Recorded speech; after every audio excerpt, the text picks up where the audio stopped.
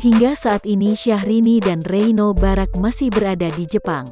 Namun keduanya tak mau melewatkan suasana Ramadan yang sudah memasuki hari pertama.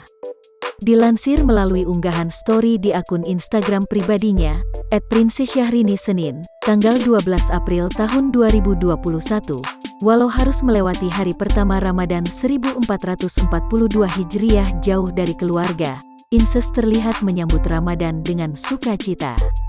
Bahkan pelantun tembang Sesuatu Itu tetap melaksanakan sholat tarawih bersama sang suami tercinta. Selamat menjalankan ibadah sholat tarawih untuk kaum muslimin dimanapun berada, kata Syahrini di Instastory-nya. Selain mengucapkan selamat Ramadan untuk keluarga seimannya, penampakan sajadah Syahrini yang merupakan koleksi terbaru salah satu bisnisnya menjadi sorotan. Dalam video unggahannya itu, terlihat Syahrini menunjukkan beberapa keunggulan dari sajadah bermotif bunga merah muda yang sedang digunakannya. Tarawih hari pertama ini ditemani oleh sajadah Fatimah Syahrini Traveling yang sudah ada logo SYR, imbuhnya. Tak hanya memiliki desain dan motif cantik, sajadah keluaran brand Syahrini dan adiknya itu juga dilengkapi dengan butiran kristal Swarovski.